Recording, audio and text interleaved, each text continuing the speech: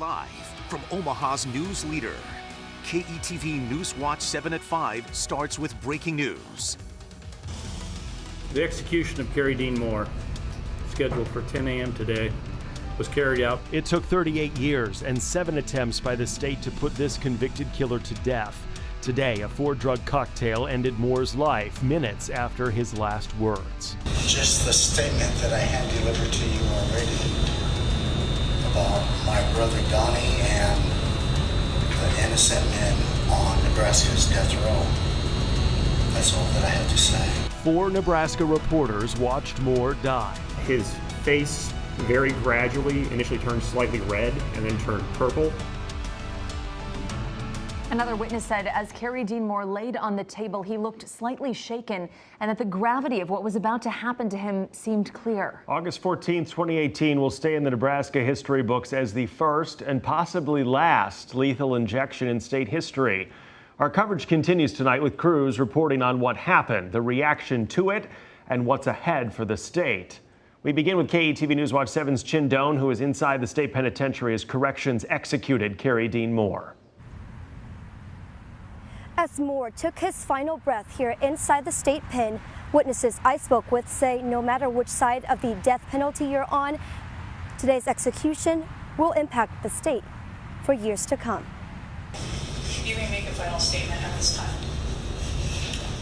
Just the statement that I hand delivered to you already about my brother Donnie and the innocent men on Nebraska's death row. That's all that I had to say. That's Carey Dean Moore's final statement an hour before his execution Tuesday. He's talking about this letter he wrote on August 2nd, in which he expresses regret for getting his younger brother Donald involved in one of the robberies that led him to death row. And because of that, I am terribly sorry. In parentheses, please forgive me, Don, somehow. On one side of the chamber was a clergy member and 3 people Moore picked. None of the victim's family was there. I recognize that today's execution impacts many people on many levels. Most certainly the families of Mr. Van Ness and Mr. Helgeland. Director Scott Frakes approved 2 corrections staff and 4 media witnesses. Mr. Moore was covered in a white sheet with his left arm extended out and connected to the IV. He turned his head left and mouthed several words to appears a number of witnesses, including the words, "I love you." Witnesses say Moore began to breathe heavily. Then 3 minutes later, they saw Moore cough and his diaphragm moved up and down rapidly. The gravity of what was happening to him was clear on his face. At 10:31, they say he went still and his face slowly turned slightly red, then turned purple. A coroner pronounced Moore dead at 10:47. And one of the media witnesses had seen 13 executions before today's, and he tells us this one is much longer than the ones he's witnessed in Missouri. I'll have much more from witnesses tonight at 6. Reporting live in Lincoln, Chin Doan, KETV NewsWatch 7. All right, Chin, thank you. We reached out to the family of Maynard Helgeland, one of Carey Dean Moore's victims. Maynard's son, Steve, told KETV NewsWatch 7 today, "It's over. Let's let everyone rest in peace." Governor Pete Ricketts helped fund a campaign to reinstate Nebraska's death penalty. Today, he said the death penalty remains a critical tool to protect law enforcement, corrections officers, and public safety. Ricketts staffers refused to grant us an interview with him, saying the focus of today should be on the stories of the victims and their families, not on elected officials or advocacy groups. At the state capitol, people are rallying right now, saying execution is not a solution to crime. KETV NewsWatch 7's Taylor Barth is also live in Lincoln. Taylor. People are gathering here on the Capitol steps in Lincoln, a rainy, cloudy day, and that reflects the mood of many people here. As you saw, some who oppose the death penalty stood outside the state pen this morning, and now they're here. They've been planning to rally for days. No matter the outcome this morning, several people are expected to speak, including Catholic priests and Lincoln Senator Patty Pansing Brooks.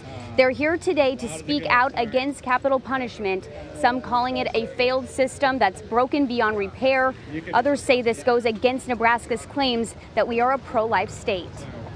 That it won't be just protesting, it won't be signs that'll change the politics of this state. It'll be people realizing the inconsistency of being pro-innocent life, but not being pro-life that's created a heinous crime. The rally is just getting underway right now, and it will go until 6 o'clock tonight here on the Capitol steps. Reporting live in Lincoln, Taylor Barth, KETV Newswatch 7. Okay, Taylor, thank you. Outside of the Nebraska State Penitentiary, we found just one capital punishment supporter who showed up for the execution. For her, it's a penalty she hopes her daughter's killer faces one day. KETV Newswatch 7's Camilla Ortiz is live. In November of 2016, 61% of Nebraska voters elected to repeal the state's ban on the death penalty, reinstating capital punishment after lawmakers had abolished it a year earlier. But at today's execution, just one death penalty proponent showed up at the prison. Her name is Vivian Tuttle, the mother of Yvonne Tuttle, who was one of the 5 victims killed in the 2002 Norfolk bank shooting. Since then, Tuttle's worked to keep capital punishment in Nebraska. Like her daughter's senseless killing, Tuttle believes sometimes the only justice for the most heinous crimes is death. We need justice. I don't know whether it'll give some families closure or not, but at least it's justice. People need to realize that we have laws, and those laws need to be kept and maintained and make sure that we're safe. Again, nobody else showed up in that designated proponent area this morning. The atmosphere here really all morning, very quiet, calm, and somber. I'll have much more from the opponents here coming up at 6 o'clock. Reporting live in Lincoln, Camilla Ortiz, KETV Newswatch 7. Okay, Camilla, thank you. There is more about the execution of Carey Dean Moore online right now at KETV.com. You can watch our special edition coverage that aired this morning from outside the state pen, including in-studio commentary from 2 men on each side of the issue. There's also an in-depth look at the inmates who remain on Nebraska's death row and the drug companies that tried to get the courts to stop today's execution. All right, we join Chief Meteorologist Bill Ranby in the Weather Now Storm Center tonight. Certain areas saw some good rain today. Yeah. And Bill, you're actually tracking more on the radar. Yeah, there's still some rain in southwest Iowa, but not as much. You're right. Earlier on today, it looked like, boy, we're going to get a lot of rain around here, and it's sort of dried up late this afternoon now. There's a live look at downtown, the Embassy Suites on 10th Street, the camera view there. Here's Super Doppler 7 radar. All right, so the Omaha Metro now mostly just ground clutter in here. Western Iowa, that's pretty widespread light rain. And then we're a couple of thunder showers earlier out around Norfolk and Columbus, but all this activity has shrunk a little bit over the Omaha Metro, just cloudy with some sprinkles. The thunder showers that are out around Norfolk and Columbus earlier, they've drifted west and also weakened, so not a lot of rain yet to go this evening. Though the clouds and showers have kept temperatures down a bit, still in the 70s for most of eastern Nebraska and western Iowa. Showers ending tonight, warmer weather back in the 80s for Wednesday, but there are more rain chances ahead Thursday night, and maybe again later in the upcoming weekend. More on that in the 7-day forecast. Here's this evening. Still some scattered showers in the viewing area, but I do think if you have outdoor activities planned in Omaha, other than a few sprinkles, mostly dry, temperatures likely to be in the lower 70s as we get beyond sunset. Guys? All right, Bill, thank you. The debate over a juvenile justice center in Douglas County rages on. Today, the county board heard 2 plans, including one by a county commissioner to renovate the current building. The other would tear down a historic building and create a brand new facility. KETV Newswatch 7's Waverly Monroe has the latest chapter in this story.